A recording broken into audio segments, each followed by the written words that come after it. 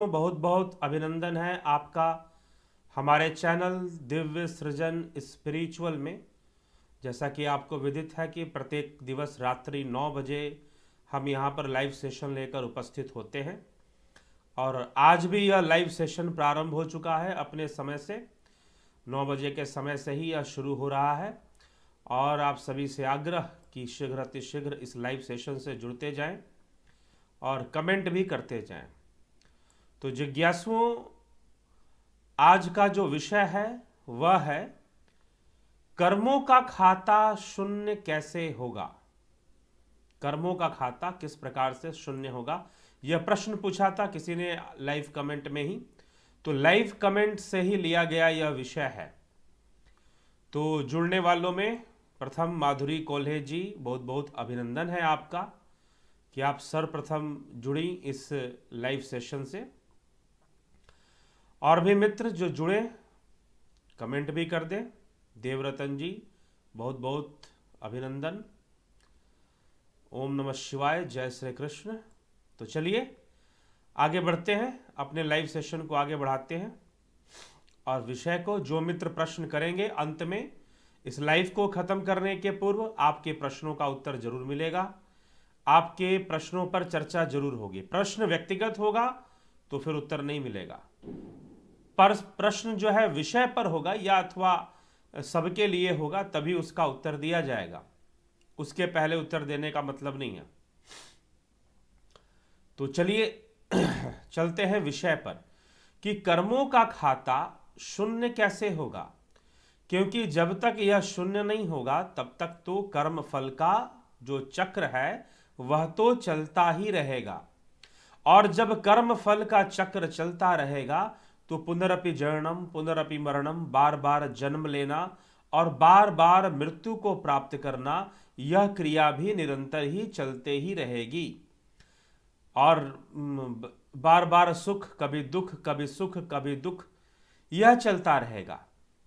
इसीलिए किसी कवि ने बड़ा सुंदर कहा कि है चक्रवत विधि की गति, ऊपर कभी नीचे कभी, सुख दुख न रहते सम कभी, आते कभी जाते कभी। तो यह तो इसी प्रकार से चलता रहेगा। जीवन में कभी सुख कभी दुख, और इन्हीं कर्मों के वशीभूत जो है जन्मना और मरना, जन्म लेना, मृत्यु को प्राप्त होना, यह भी चलता रहेगा। इसीलिए बार बार जन्म लेना, बार बार मृत्यु को प्राप्त होना, यह शरीर का मृत्यु और शरीर का जन्म है। परंतु जीवात्मा इसी सुख और दुख के बीच भटकती रहती है, कभी किसी योनि में कभी किसी योनि में, अपने कर्म संस्कारों के वशीभूत, अपनी भावनाओं के वशीभूत। जो जैसी भावना करता है वैसी गति प्राप्त करता है। तो इस संसार के सुख, इस संसार के राग द्वेष, इन सबके वशीभूत होने वाली जीवात्मा कभी किसी योनि में जाती है तो कभी किसी योनि में जाती है, कभी कुछ सुख भोगती है तो कभी दुख भोगती है। यह तो उसके साथ चलता ही रहता है, चलता ही रहता है कर्मों के वशीभूत। तो कभी सुख आएंगे कभी दुख आएंगे और फिर सुख आ जाएंगे दुख के बाद अनेक रूप में। तो यह जीवन है, मनुष्य का जीवन है, जीव का जीवन है, जीव से ही जीवन है। तो जीव निरंतर ही जीता रहता है और इसी काल चक्र में, क्योंकि यह चक्र है और चक्र क्या, ना कोई प्रारंभ होता है और ना ही चक्र का कोई अंत होता है। चक्र का ना प्रारंभ है और ना ही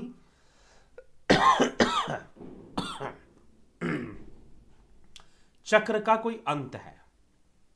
तो इन दोनों का ना कोई प्रारंभ है और इन दोनों का ही ना कोई अंत है। इसलिए मित्रों, यह कर्म का चक्र है, यह काल चक्र है चक्रवत विधि की गति, ऊपर कभी नीचे कभी, सुख दुख न रहते सम कभी, आते कभी और जाते कभी। है चक्रवत विधि की गति, ऊपर कभी नीचे कभी, ये कभी ऊपर रहते हैं तो कभी नीचे रहते हैं। सुख दुख न रहते सम कभी, आते कभी जाते कभी। तो ये चक्रवत विधि की गति है। इसके लिए हमें चिंतित नहीं होना चाहिए।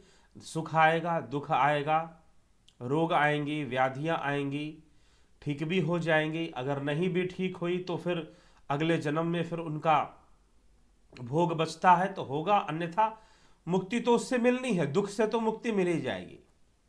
लेकिन शरीर के प्रति आसक्ति, संसार के प्रति दृष्टा भाव और संसार के सुखों को भोगने का जो भाव है, वही मात्र जीव के जन्म मरण के पीछे कारण है, वही मात्र जीव के सुख दुख के पीछे कारण है। बार बार सुखी होने की, सुख प्राप्त करने की जो प्रेरणा है, जो भावना है, जो कामना है, वही बार बार दुख प्राप्त करने का भी कारण है। तो सुख की कामना छोड़ दो, दुख आने भी बंद हो जाएंगे और जीवन के अंदर संतुलन को स्थापित कीजिए, बैलेंस ले आइए। एक वीडियो आप जाकर चैनल पर देख सकते हैं जिसका नाम है कि दुखों का अंत अवश्य होगा। एक वीडियो है हमारे चैनल पर कि दुखों का अंत अवश्य होगा, उसे जरूर सुने, उसे अवश्य सुनने का प्रयास करें। कोशिश करते हैं कि अभी शेयर कर देते हैं, आप जुड़े रहें, बने रहें। तो दुखों का अंत तो अवश्य हो सकता है, लेकिन कैसे? दुखों का जो कारण है वह सुखों के पीछे भागना है, और सुखों के पीछे जब भागना बंद कर दोगे तो दुखों का अंत भी अवश्य हो जाएगा, इसमें कोई संशय नहीं है। ठीक है, सुखों के पीछे भागना बंद कर दोगे तो दुखों का अंत अवश्य हो जाएगा। तो यह बात हमें विस्तार से समझने की आवश्यकता है। आइए शेयर करते हैं इसमें। ठीक है जी, तो यह लिंक जो शेयर किए हैं वो इसी विषय में है कि दुखों का अंत अवश्य होगा, तो कैसे होगा, इस विषय पर इस वीडियो में चर्चा की गई है। तो दुखों का अंत करने के लिए सुखों के पीछे भागना भी बंद करना होगा और जीवन में एक संतुलन स्थापित करना होगा, एक बैलेंस लाना होगा, एक संतुलन की अवस्था में अपने आप को लाना होगा। तब जाकर दुखों का भी अंत संभव हो पाएगा, अन्यथा दुखों का अंत कहां से संभव होगा? होगा ही नहीं फिर। इसीलिए दुखों के अंत को करने के लिए एक बैलेंस की अवस्था में स्वयं को लाना पड़ेगा, तभी जाकर यह संभव है, अन्यथा संभव नहीं है। तो मित्रों, इसके प्रति हम जागरूक हो जाएं, इसके प्रति हम सचेत हो जाएं, अन्यथा दुख तो आएंगे ही आएंगे जीवन के अंदर। यह तो समझ लीजिए कि मनुष्य के कर्म भोग जो होते हैं वो 3 प्रकार से होते हैं, 3 प्रकार से और 3 विधि से। मान लीजिए ये जो 3 प्रकार हैं वह 3 विधि हैं, और वह कौन कौन से हैं? क्योंकि कर्मों पर चर्चा है, तो कर्म, इस सारी व्यवस्था को जब तक हम नहीं समझेंगे तब तक हम ये नहीं समझ सकते कि कर्मों का खाता शून्य कैसे होगा। ठीक है, तो अब आप समझ लीजिए कि 3 प्रकार के कर्म विधान हैं। कौन कौन से? क्रियामान कर्म, संचित कर्म और प्रारब्ध कर्म। कर्म विधान के अंदर ये 3 प्रक्रियाएं हैं, या कहिए 3 प्रकार हैं, ये कर्मों के बन जाते हैं। इनके फल देने की जो प्रवृत्ति है उसके आधार पर। क्रियामान कर्म क्या है कि हमने कोई कर्म किया और उसका फल हमें तत्काल ही मिलना शुरू हो जाता है। हमने अगर अच्छे कर्म किए तो उनका फल हमें तत्काल मिलना शुरू हो जाए। मान लीजिए कि आपने मेहनत किया, पढ़ाई की, परीक्षा दी, रिजल्ट मिला। आपने पानी पीने का कर्म किया, प्यास बुझने का फल मिला। आपने भोजन करने का कर्म किया, भूख मिटने का फल मिला। तो ये जितने भी कर्म है, एक एग्जाम्पल दे रहा हूं वास्तव में, ये उदाहरण के लिए कि भाई क्रियामान कर्म जो हम कर्म करते हैं और उसका फल भी हमें मिलता रहता है। कम से कम इसी जीवन में मिल जाए, नहीं तो कम से कम उसी समय मिल जाए। विशेष रूप से क्रियामान कर्म उसी को कहते हैं जिन कर्मों का फल शीघ्र ही प्राप्त होता है, तुरंत ही प्राप्त होता है, लगभग अगले काल में ही प्राप्त हो जाता है। अगले काल मतलब कि जिस काल में हमने कर्म किया उसके दूसरे काल में हमें उसका फल भी प्राप्त हो जाता है। तो वह जो फल है यह क्रियामान कर्म की प्रवृत्ति है, इसमें इस प्रकार से फल मिलता है। अब हम बहुत सारे कर्म करते हैं जिसका फल हमें नहीं मिलता, तो वह जिसका फल हमें नहीं मिला वह संचित कर्म है। फल नहीं मिला इसका अर्थ यह नहीं है कि उसका फल मिलेगा ही नहीं, उसका फल भविष्य में अवश्य मिलेगा।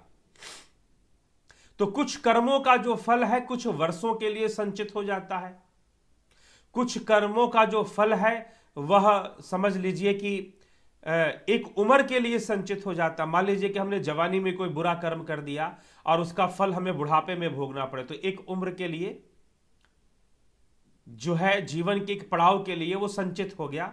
और कुछ कर्मों का फल कुछ वर्षों के लिए संचित होता है, और कुछ कर्मों का फल कुछ जन्मों के लिए भी संचित हो सकता है। कुछ कर्मों का फल कुछ जन्मों के लिए भी संचित हो सकता है। तो इस प्रकार से यह संचित कर्म का निर्माण हो जाता है। तो यह संचित कर्म है जिनका फल हमें नहीं प्राप्त हुआ। अब होगा क्या कि बाद में हमें कर्म फल की प्राप्ति होगी, इस जन्म में नहीं तो अगले जन्म में, एक वर्ष में नहीं तो कम से कम 20-30 वर्ष बाद शायद होनी हो जाए, कर्मों का फल हमें भोगना पड़े। तो उस समय हमें कर्मों का फल प्राप्त होना शुरू होगा। तो वह जब कर्मों का फल प्राप्त होना शुरू होगा तो उसका रूप बदल जाएगा, और वह जो बनकर आएगा वह प्रारब्ध है। विशेषकर से इन आज इस जन्म के कर्म जो हमें इस जन्म में नहीं जिनका फल प्राप्त हुआ है, जब वो अगले जन्म में ही जब उनका फल प्राप्त होगा तो वह प्रारब्ध के रूप में जाना जाएगा। तो अब यह प्रारब्ध क्या है? क्या प्रारब्ध वही कर्म है, उसी कर्म का फल है जो हमने पिछले जन्मों में किया था? क्या बिल्कुल वैसे ही फल मिल रहा है जैसे हमने कर्म किया था? तो जी नहीं, वैसे नहीं मिलता है, बहुत अलग तरीके से मिलता है। जैसा हमने किया था बिल्कुल वैसा ही मिलेगा ऐसा नहीं है जी। तो कैसा मिलेगा? क्या कम होकर मिलेगा? कम होने की संभावना नहीं है, बढ़ने की संभावना है। अगर पुण्य किया था तो वो पुण्य बढ़ जाएगा, अगर पाप किया था तो वो पाप बढ़ जाएगा।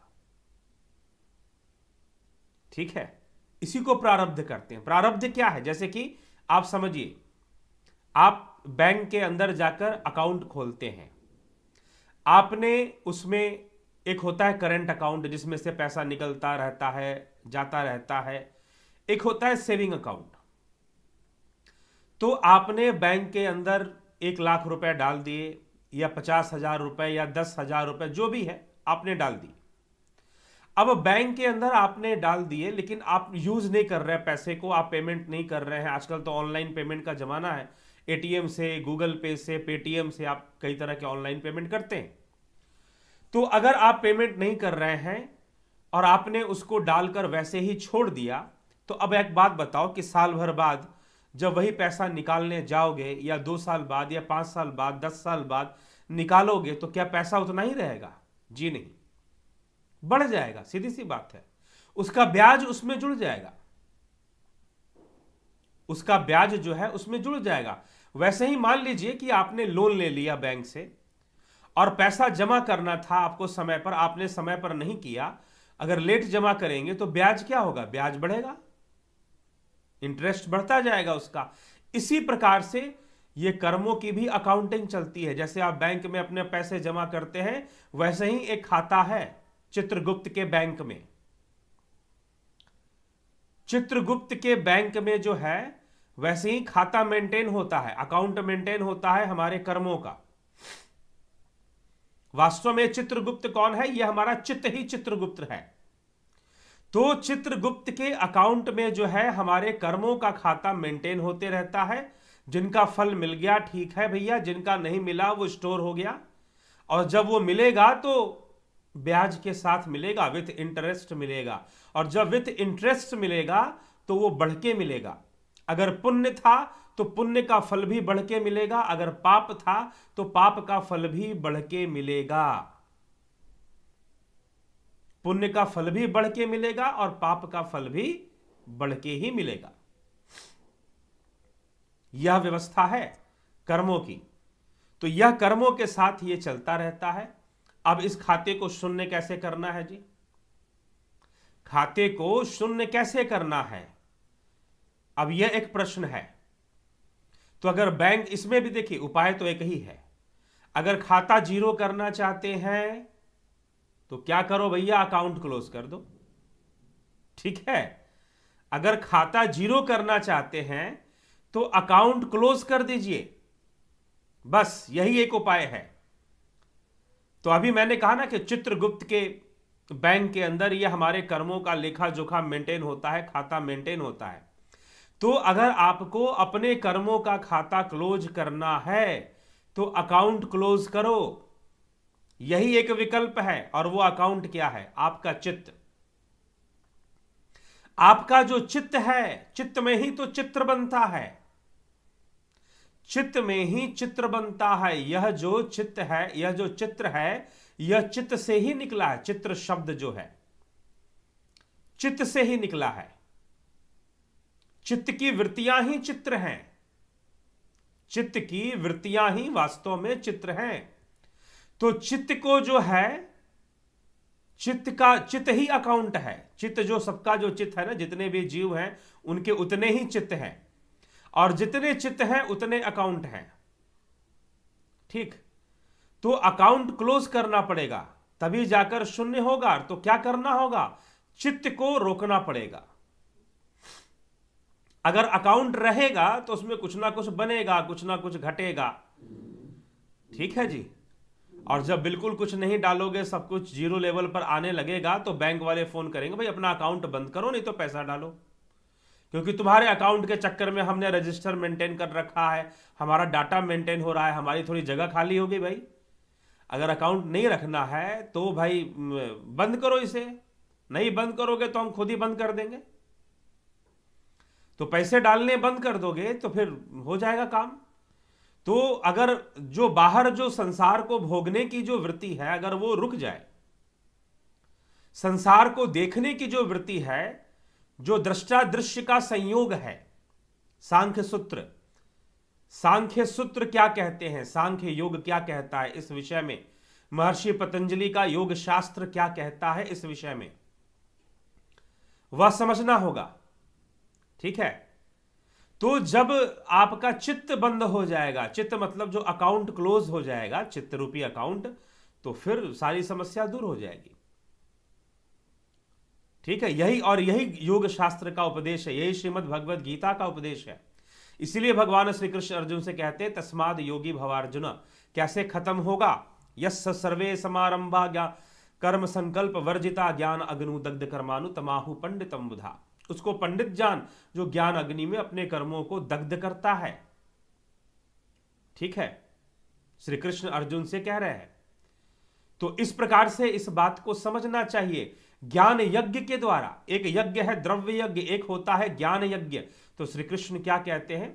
यथे धांसी समिधोर अग्नि भस्मसात कुरते अर्जुन, ज्ञान अग्नि सर्वकर्माणि भस्मसात कुरते। तथा कि जिस प्रकार से द्रव्य जो है अग्नि में, हवन कुंड में द्रव्य भस्म हम करते हैं, द्रव्य की आहुतियां देते हैं, उसी प्रकार से ज्ञान अग्नि में कर्मों का दहन हो जाता है।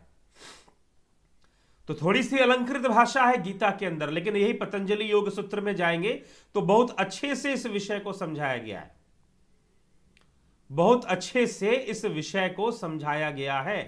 तो कर्मों का कारक कौन है, कर्म कैसे बन रहे हैं, किस प्रकार से बन रहे हैं, आइए हम महर्षि पतंजलि के सूत्रों से ही कुछ समझने का प्रयास करते हैं कि पतंजलि योग सूत्र के द्वितीय पाद साधन पाद में उन्होंने क्या कहा है। तो एक एक सूत्र के अंदर वो बहुत सारी बातों को समझाने का प्रयास किया गया है। तो हम थोड़ा सा देखेंगे तो बहुत सारी बातें स्पष्ट हो जाएंगी। तो साधना पाद के आपके 10वें सूत्र से हम चलते हैं। 10वें से हम लगभग 18वें सूत्र तक आज चिंतन करेंगे। तो महर्षि पतंजलि का जो योग है, योग शास्त्र है, उससे हम लेते हैं 8वें सूत्र से लेते हैं, दुखानुशयी द्वेषः, दुखकर वस्तु पर पुनः पुनः स्थितिशील एवं विशेष अंतःकरण वृत्ति को द्वेष कहते हैं। द्वेष किसे कहते हैं? सुखानुशयी, सुखानुशयी रागः, सुखी वस्तु पर, जो हमें सुख देने वाली जो वस्तुएं हैं उस पर बार बार चिंतन करना, बार बार वृत्ति को बनाए रखना, वह राग है। और दुख देने वाली वस्तुओं से हम घृणा करते हैं तो उस पर भी हमारी चित्तवृत्ति रहती है। दुखों से हम भागना चाहते हैं, इसलिए दुखों पर भी हमारी चित्तवृत्ति रहती है। तो दुखों पर जो चित्तवृत्ति है उस पर रहना यह द्वेष है। तो यह राग और द्वेष की परिभाषा यहां पर कौन से सूत्र में, 7वें 8वें सूत्र में साधनापाद के महर्षि पतंजलि दे रहे हैं। 9वें सूत्र में कहते हैं स्वर स्वाही विदुषो अपि तया रूढ़ो अभिनिवेशः। जो स्वभाववत चला आ रहा है एवं जो विवेकशील पुरुषों में भी विद्यमान देखा जाता है वह अभिनिवेश अर्थात जीवन के प्रति ममता है। स्वभाववश चला जा रहा है और ज्ञानी पुरुषों में भी बहुत हद तक जीवन के प्रति ममता दिखाई देती है। तो वो उसको इस प्रकार से यहां पर प्रकट कर रहे हैं इस रहस्य को। अगले सूत्र में क्या कहते हैं, ध्यान हेयस्तद वृत्तयः। ध्यान के द्वारा, किसके द्वारा, यहां पर देखिए, यहां पर रहस्य उन्होंने खोल दिया। ध्यान हेयस्तद वृत्तयः, ध्यान के द्वारा उन स्थूल वृत्तियों को नष्ट करना संभव है। किसके द्वारा, ध्यान के द्वारा। तो ध्यान हेयस्तद वृत्तयः, ध्यान के द्वारा उनकी स्थूल वृत्तियों का नष्ट करना पड़ता है। यही तरीका है, ध्यान के अलावा दूसरा तरीका नहीं है। 12वें सूत्र में महर्षि पतंजलि कह रहे हैं क्लेश मूलः कर्माशयो दृष्टा दृष्ट जन्म वेदनीय। कर्म संस्कारों की समुदाय की जड़ यह सब पूर्वोक्त क्लेश ही है। कौन से क्लेश, पंच क्लेश। पंच क्लेश कौन कौन से हैं, अविद्या, अस्मिता, राग, द्वेष और अभिनिवेश। ये पंच क्लेश हैं, इनको पंच क्लेश कहा जाता है। अविद्या, अस्मिता, राग, द्वेष, अभिनिवेश। तो यह जो पंच क्लेश हैं वही मूल कारण है कर्माशयों के अर्थात कर्म संग्रह के। तो यहां पर लिखा जा रहा है 12वें सूत्र में क्लेश मूल कर्माशयो दृष्टा दृष्ट जन्म वेदनीय, कि कर्म संस्कारों के समुदाय की जड़ ये सब पूर्वोक्त क्लेश ही हैं। वर्तमान या भविष्य में होने वाले जन्म में वे फल प्रसव करेंगे, अर्थात इस जन्म में नहीं तो अगले जन्म में वह जो कर्मों का संचय है, कर्माशयो, कर्माशयो शब्द का प्रयोग किया गया है एक तरह से संचित कर्म के लिए, वह फल प्रसव करेंगे तो प्रारब्ध हो जाएंगे, फल प्रसव के रूप में वह प्रारब्ध हो जाएंगे। तो यह प्रारब्ध का है। और फिर 13वें सूत्र में कहते हैं सती मूले तद्विपाको जात्युर्भोगः। मूल के विधान रहने के कारण अर्थात मन में इस संस्कार रूपी जड़ें बनी रहेंगी, कर्मों की जड़ें चित्त में बनी रहेंगी और उनके बने रहने के कारण, संस्कारों के बने रहने के कारण सती मूले तद्विपाको जात्यार्भोगः, अर्थात मूल के विद्यमान रहने से उसका फल भोग 3 रूप में प्राप्त होगा। जात्य आयुर्भोगः, ये 3 चीजें बताई हैं महर्षि पतंजलि, संधि करके लिखा हुआ है पर इसलिए जात्यायुर्भोगा पढ़ा जाएगा इसको, लेकिन 3 शब्द है, जाति, आयु और भोग। तो कर्मों का फल किस रूप में प्राप्त होगा, 3 रूप में, जाति, आयु और भोग के रूप में।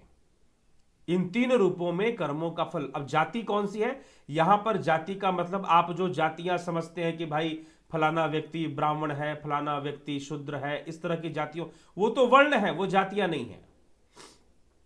तो यहां पर जो कहा जा रहा है जन्म के लिए, मतलब भिन्न भिन्न योनियों में जन्म लेना, जिस योनि में जन्म होगा वही उसकी जाति है। तो यहां पर जात्यायुर्भोगः मतलब जाति, आयु और भोग, इन 3 रूपों में कर्मों का फल प्राप्त होगा। तो जाति, आयु मतलब कि जिस जाति में जन्म हुआ उसमें आयु कितनी रहेगी, कितने वर्षों तक जीवित रहेगा, और भोग, सुख और दुख। कैसे, 2 ही भोग हैं, सुख और दुख। तो पतंजलि योग सूत्र के अनुसार 2 ही भोग है, सुख और दुख। तो उन सुख दुख का जो भोग होगा और जो जाति होगी और जो आयु होगी, इन तीनों का निर्धारण आपके कर्म आधार पर, कर्माशय पर होगा, कर्माशय का आधार लेकर, अर्थात जो संचित कर्म है उसके ऊपर यह आधारित होगा। यह महर्षि पतंजलि यहां पर लिख रहे हैं। फिर वो लिख रहे हैं 14वें सूत्र में साधनापाद, ते ह्लाद परिताप फलाह पुण्य पुण्य हेतुत्वात्। वे जाति, आयु और भोग हर्ष और शोक रूप फल के देने वाले होंगे, क्योंकि उनके कारण पुण्य और पाप कर्म हैं। आपके द्वारा जो पुण्य पाप कर्म हुए हैं उसी से तो आपको सुख दुख मिलेगा। तो इसीलिए ते ह्लाद परिताप फला, परिताप मतलब दुख, ह्लाद मतलब सुख, ह्लाद मतलब आनंद की अवस्था और परिताप मतलब दुख की अवस्था। तो यहां पर लिखा जा रहा है ते ह्लाद परिताप फला पुण्या पुण्य हेतुत्वात्, अर्थात वे जाति आयु और भोग हर्ष और शोक रूप फल के देने वाले होते हैं, क्योंकि उनके कारण ही पुण्य और पाप कर्म हैं बनेंगे और उनका फल आएगा। 15वां सूत्र में महर्षि पतंजलि लिखते हैं परिणाम ताप संस्कार दुखैर गुण वृत्ति विरोधाश्च दुखमेव सर्वं विवेकिनः। परिणाम काल में परिणाम रूप जो दुख है, भोग काल में भोग में विघ्न होने के आशंका रूप जो दुख है, अथवा सुख के संस्कार से उत्पन्न होने वाला तृष्णा रूप जो दुख है, उस सब का जन्मदाता होने के कारण तथा गुण वृत्तियों में अर्थात सत्व रज और तम में परस्पर विरोध होने के कारण विवेकी पुरुष के लिए सबका सब दुख रूप ही है। यहां पर बुद्ध का सिद्धांत भी आ जाता है, जो वो कहते हैं कि संसार दुखमय है। ठीक है जी, संसार दुखमय है जो वो ये कहते हैं, तो वह सिद्धांत भी यहां पर महर्षि पतंजलि प्रस्तुत कर रहे हैं। तो हमें विचार करना है, हमें क्या विचार करना है कि किस प्रकार से यह व्यवस्था बनी हुई है। जब हम इसको समझ लेंगे, जान लेंगे, तो निश्चय ही हमें इसका कोई दिक्कत फिर समझने में नहीं आएगी। तो महर्षि पतंजलि ने बहुत अच्छे से इस विषय को समझाया है, बहुत अच्छे से इस विषय को स्पष्ट किया है। तो हमें भी इस विषय को अच्छे से ही समझना है। जब हम अच्छे से इसको, कर्मों का जो विषय है, कर्म संस्कारों का जो विषय है, वह हमें किस प्रकार से सुख देता है, हमें किस प्रकार से दुख देता है, इसके प्रति हमें स्वयं ही जागरूक नहीं होंगे तो फिर इसका निरोध कैसे करेंगे। तो वही जागरूकता महर्षि पतंजलि अपने सूत्रों से ला रहे हैं कि परिणाम ताप संस्कार दुखैर गुण वृत्ति विरोधाश्च दुखमेव।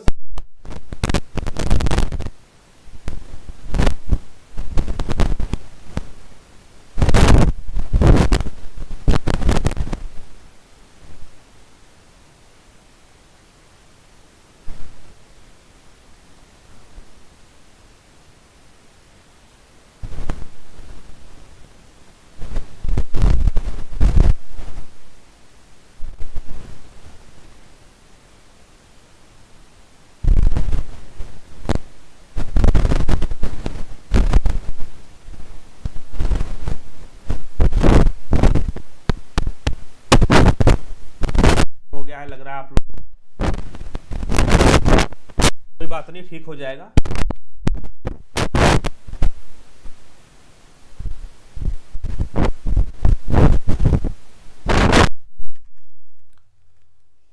हाँ जी, ठीक है।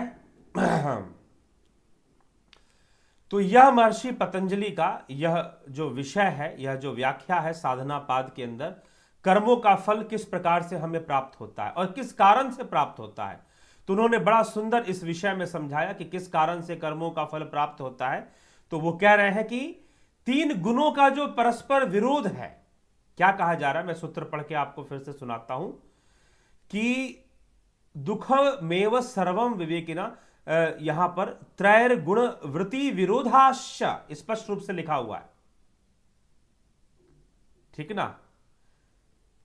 त्रैर गुण वृत्ति विरोधाश्च अर्थात कि 3 गुणों का जो परस्पर विरोध है, किसका किसका, सतोगुण रजोगुण और तमोगुण का जो परस्पर विरोध पैदा होता है, इन 3 गुणों के परस्पर विरोध पैदा होने से, इन 3 गुणों के परस्पर विरोध पैदा होने से कर्म उत्पन्न होते हैं। इसीलिए कहा गया है कि 3 गुणों के वशीभूत ही जीव कर्म करता है और उन्हीं 3 गुणों के वशीभूत जीव कर्मों का फल भी भोगता है, कर्मों का फल भी भोगता है। इसीलिए ये 3 गुण इसके अंदर जिम्मेदार हैं। इसलिए कर्म करवाने में और कर्मों का फल प्रदान करने में। तो जो कर्मों का फल प्राप्त हो रहा है वह भी 3 गुणों के कारण हो रहा है, और जो कर्म हो रहे हैं वो भी 3 गुणों के परस्पर विरोध के कारण हो रहे हैं, परस्पर विरोध। तो इसीलिए विषमता, गुणों के विषमता से ही प्रकृति का विकास माना गया है। अपनी साम्य अवस्था को खंडित कर कर जब प्रकृति विषम अवस्था में आती है तो उसके तीनों गुणों की साम्यता, जो समता होती है, वो खत्म हो जाती है, विषमता शुरू हो जाती है। और जब विषमता होती है तो विषमता के कारण पहले बुद्धि, अविद्या, अस्मिता, इन सब तत्वों का विकास शुरू हो जाता है, और अस्मिता के बाद मन, फिर सात्विक अहंकार से ज्ञानेंद्रियां, कर्म इंद्रियां, तामसी अहंकार से जो है भूत, पंच तन्मात्राएं, पंचभूतों का निर्माण होता है। ऐसा वर्णन सांख्य शास्त्र में आता है। भगवान कृष्ण ने उसी से संबंधित वर्णन श्रीमद् भगवद गीता में किया है। तो इस प्रकार से यह वर्णन की प्रक्रिया चलती है, इस प्रकार से यह खेल चलता है। तो मित्रों, यह विषय है इसका। ठीक है, तो बीच में थोड़ा सा डिस्टरबेंस हो तो जुड़े रहें, बने रहें। तो यह कर्मों का खेल इस प्रकार से चलता है और चलेगा। आपको क्या करना है? इसका निरोध करना है।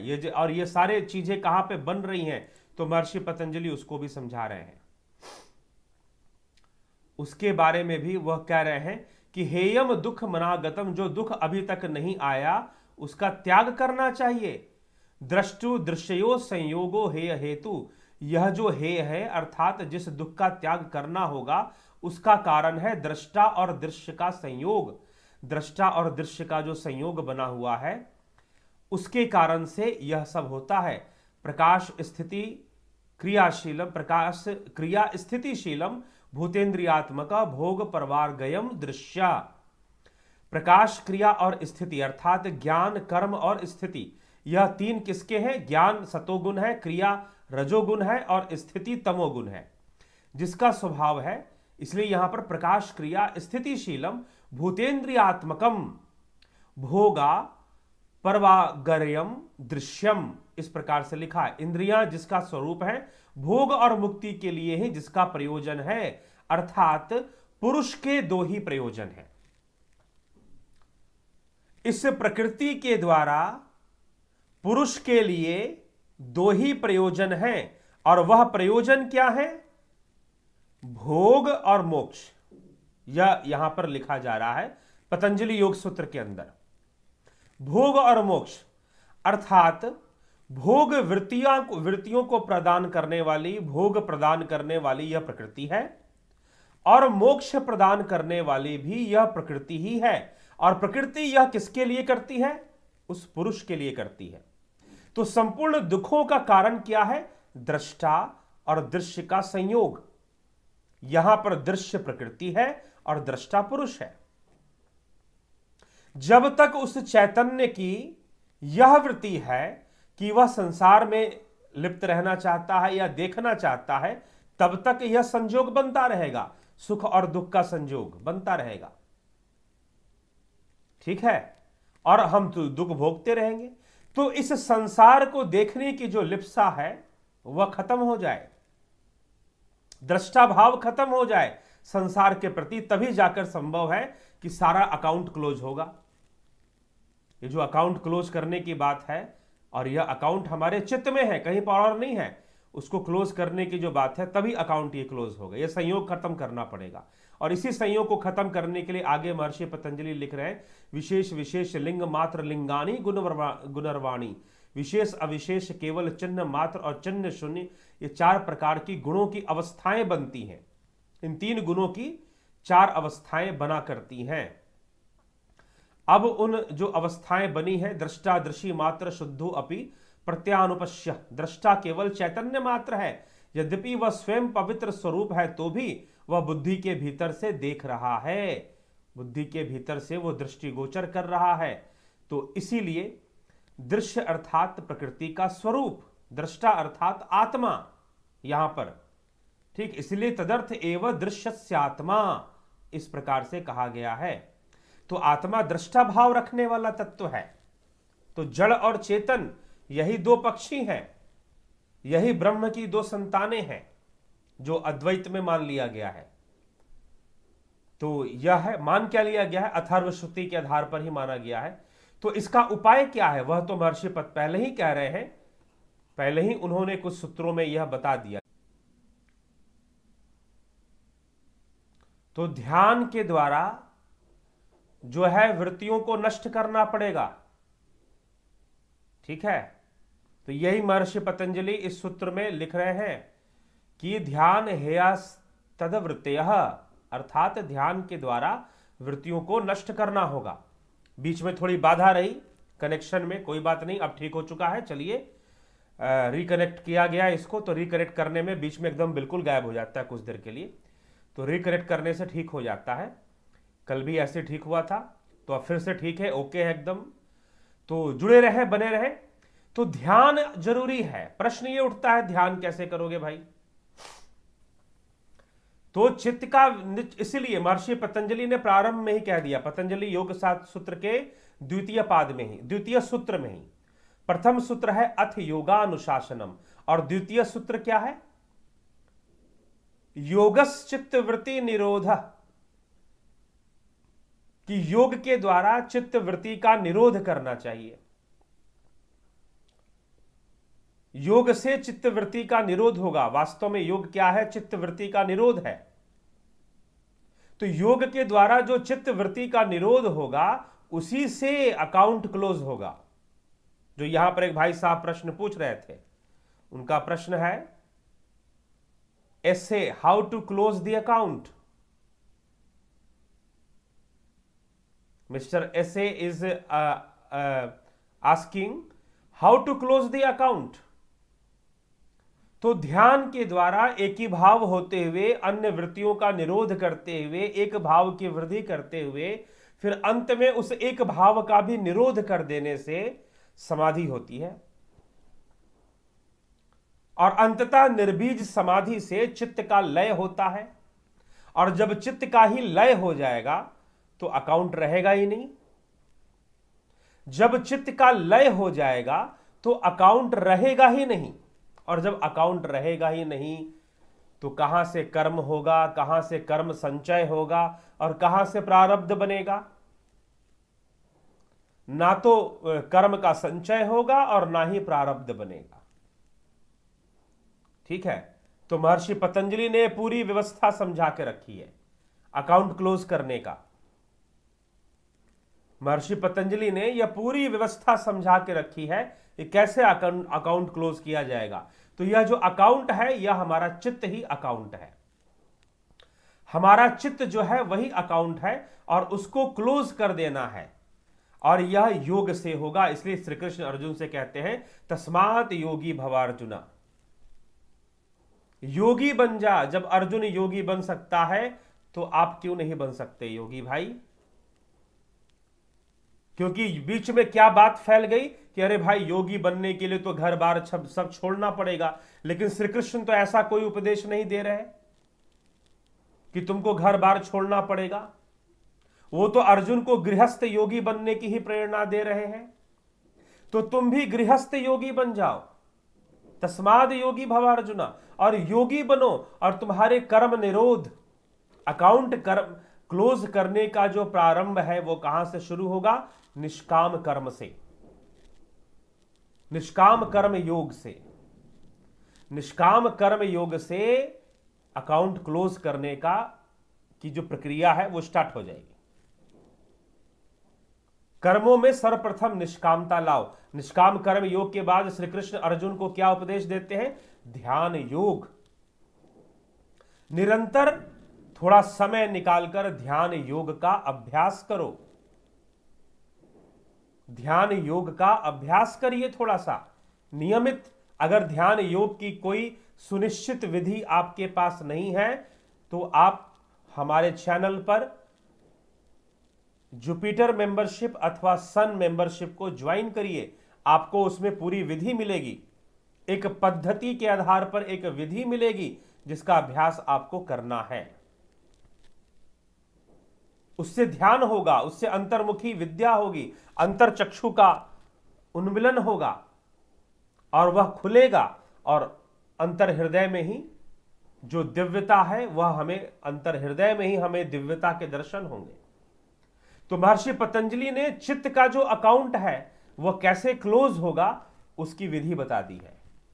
और फिर उसको करने के लिए उन्होंने ध्यान तो लिख दिया है, लेकिन कैसे अष्टांग योग का उन्होंने मार्ग बताया है। अष्टांग योग का मार्ग उन्होंने हमारे सामने रखा, यम, नियम, आसन, प्राणायाम, प्रत्याहार, धारणा, ध्यान, समाधि।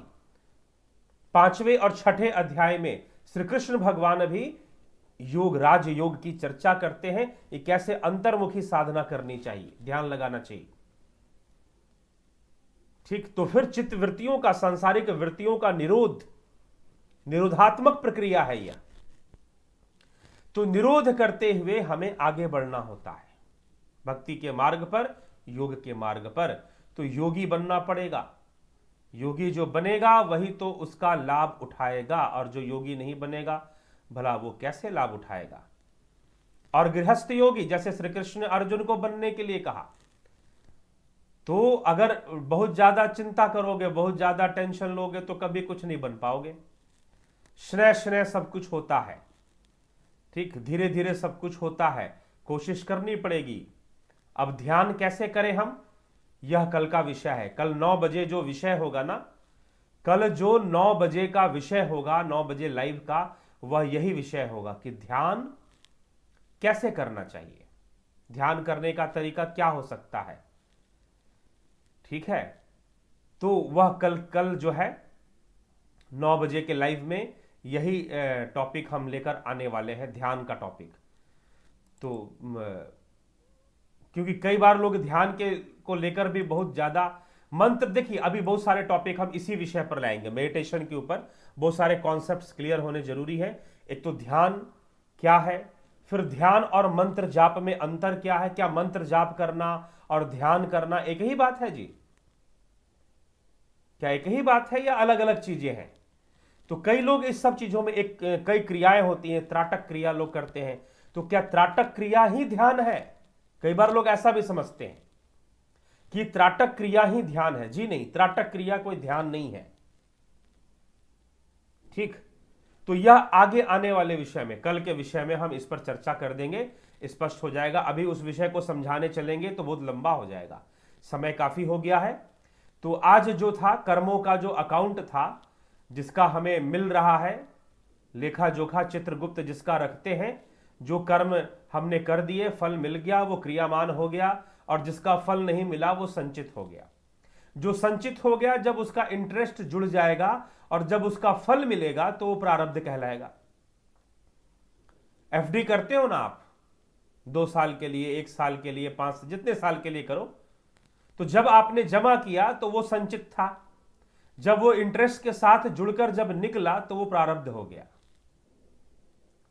ठीक है, एक मैं बहुत सुंदर घटना आपको सुनाता हूं, मुझे बोलते बोलते याद आ गई, और अगर नहीं सुनाया तो फिर वो बड़ा गलत हो जाएगा, इसलिए मैं आपको इस विषय में एक ऐतिहासिक घटना में सुना रहा हूं।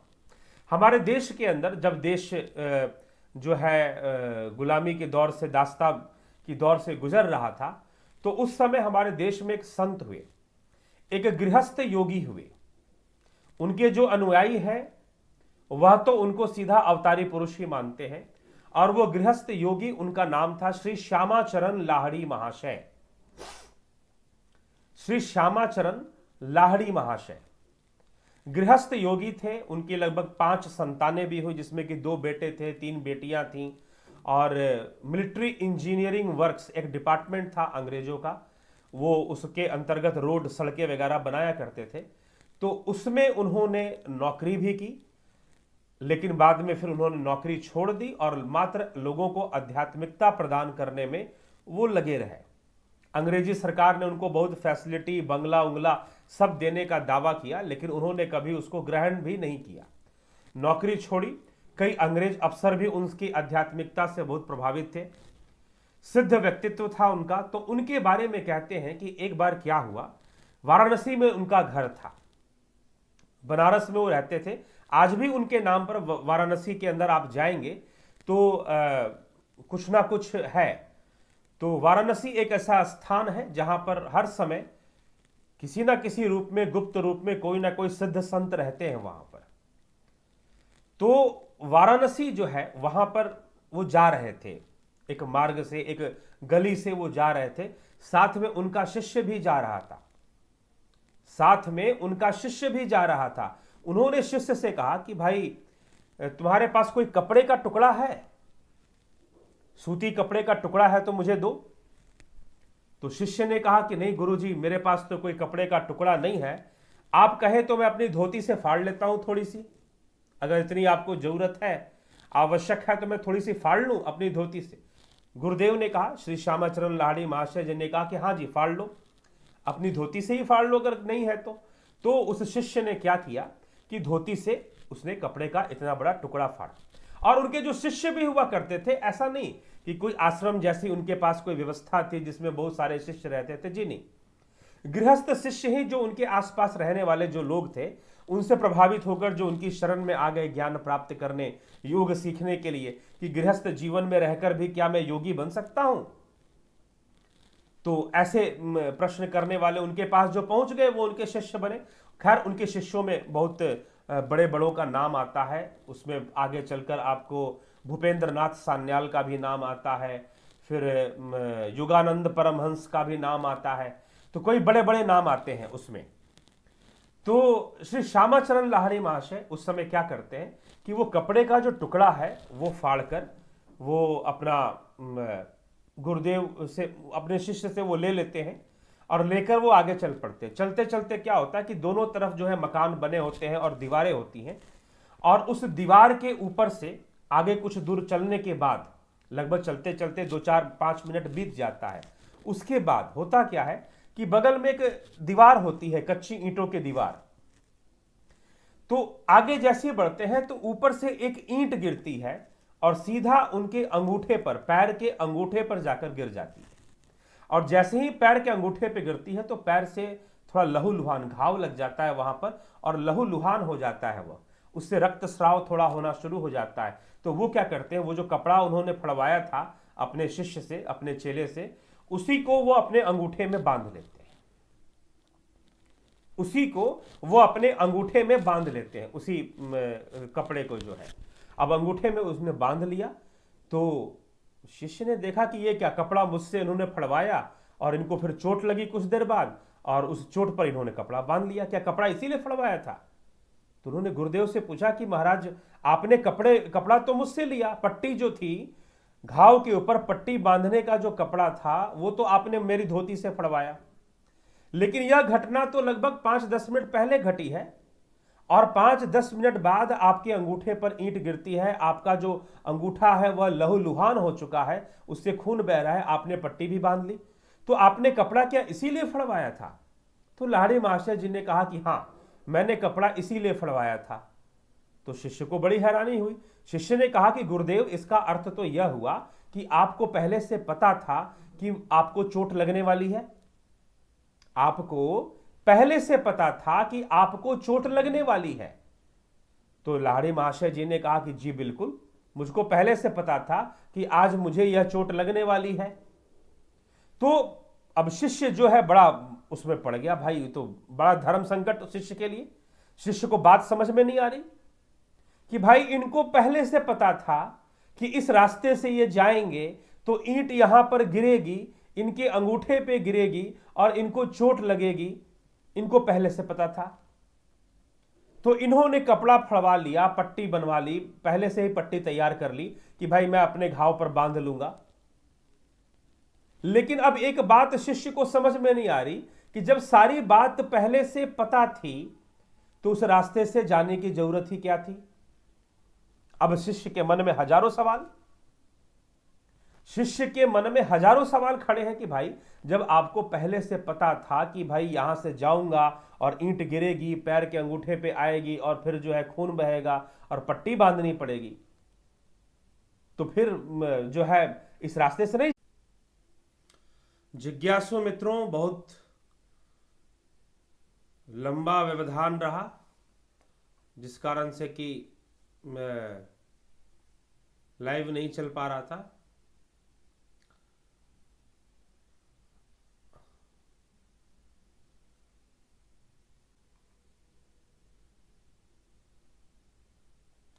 तो अब यह व्यवधान दूर हो गया है, तो लाइव आगे बढ़ता रहेगा, आप चिंतित ना हो।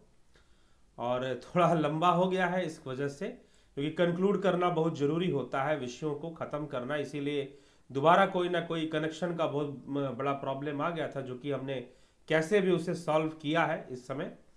और थोड़ा सा समय लाइव चलेगा। हमारी जो स्टोरी चल रही थी, कहानी चल रही थी, श्री श्यामाचरण लाहिड़ी महाशय जी ने अपने शिष्य से कहा कि भाई एक कपड़ा फाड़ कर दो, और जैसे ही वो आगे बढ़े एक ईंट का टुकड़ा गिरा और उनका पैर लहूलुहान हो गया, उन्होंने बांध लिया उसी कपड़े से। तो शिष्य का प्रश्न था कि आपको तो पहले से पता था कि आपके साथ ऐसा होने वाला है, तो गुरुदेव आपने बचने का प्रयास क्यों नहीं किया? गुरुदेव आपने बचने का प्रयास क्यों नहीं किया? आपने क्यों उस घटना को घटने दिया?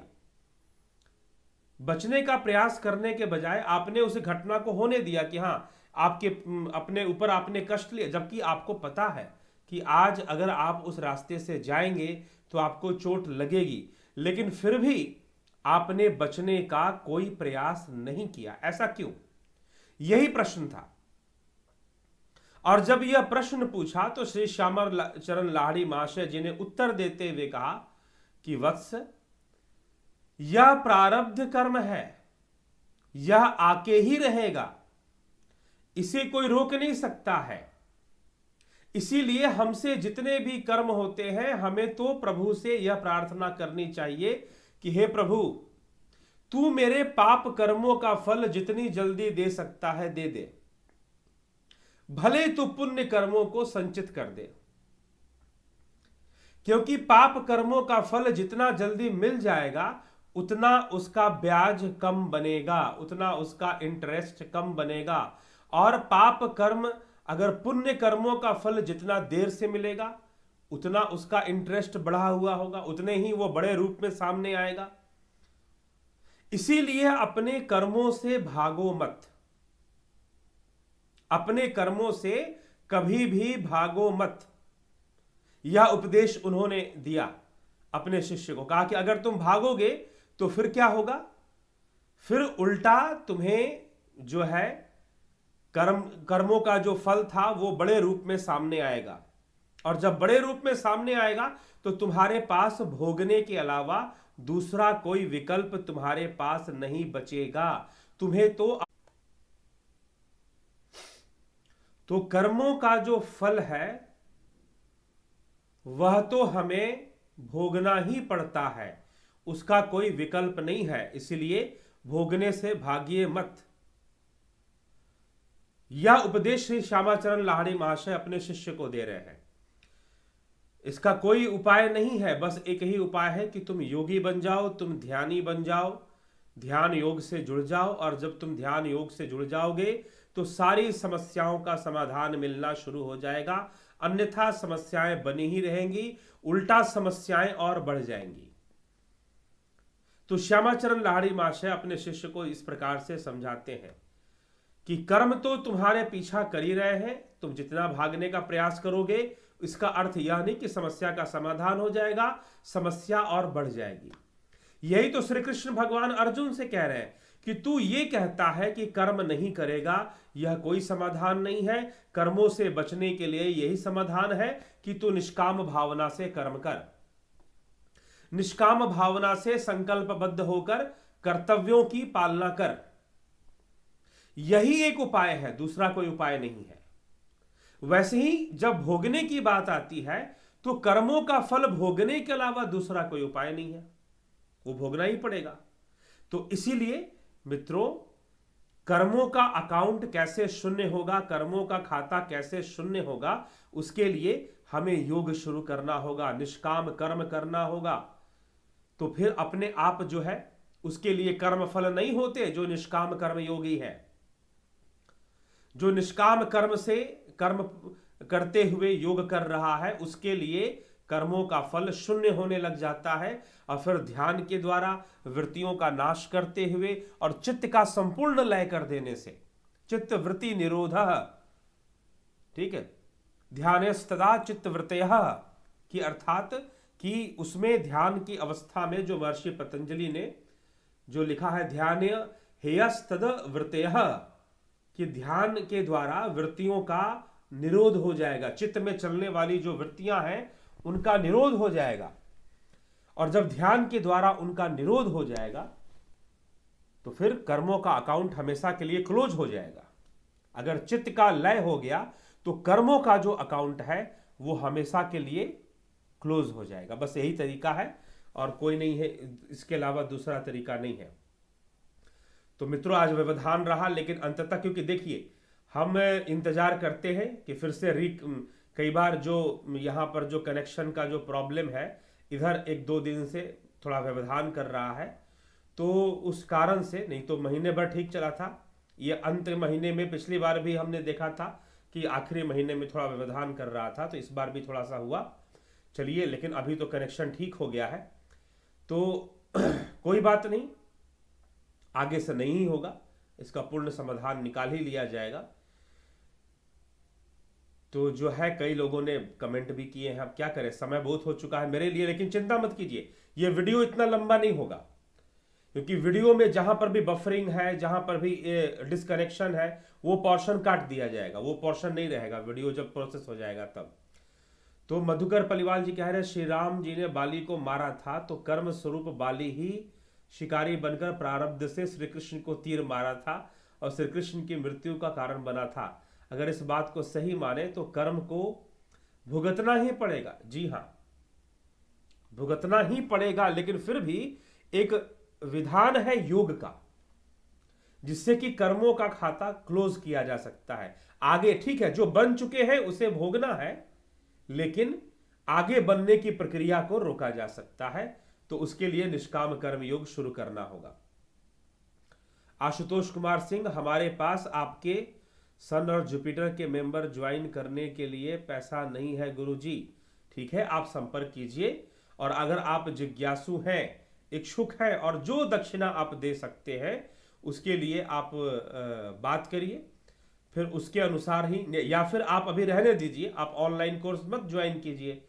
जब यहाँ पर अभी कोरोना का थोड़ा काल सही हो जाए तो उसके बाद हमारे सेंटर पर रेगुलर क्लासेस चलेंगी, और चलती ही है, तो आप पता कर लीजिए कि क्लासेस है, और कई बार दूसरे शहरों में भी होती हैं, तो वहां पर भी पता कर कर आप ज्वाइन कर सकते हैं, आ सकते हैं। लेकिन ऑनलाइन कोर्स के लिए तो हम आपके लिए अलग नियम नहीं बना पाएंगे, क्योंकि दूसरे जो लोग हैं, दूसरे जो मित्र हैं, वह भी उसी में ऑनलाइन ही ज्वाइन कर रहे हैं, तो वैसे ही करना पड़ेगा, दूसरा कोई विकल्प उसके लिए नहीं बचता है।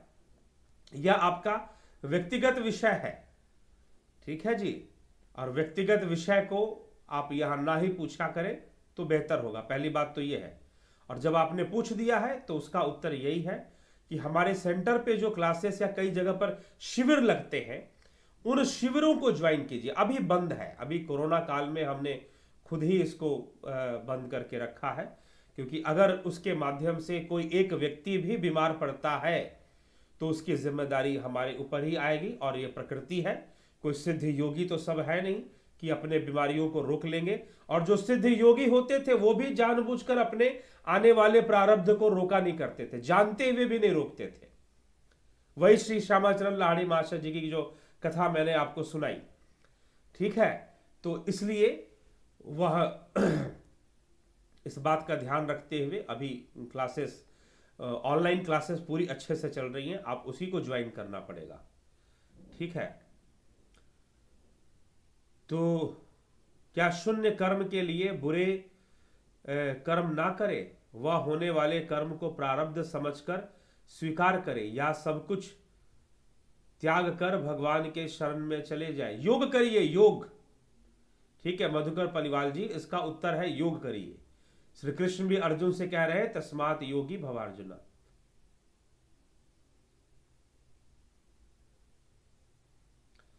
चलिए ठीक है, ओम नमः शिवाय। SA जी, ये मनीष देव जी ज्ञानी है, जो समझ पाए तो अति उत्तम जी, अभिनंदन है आपका।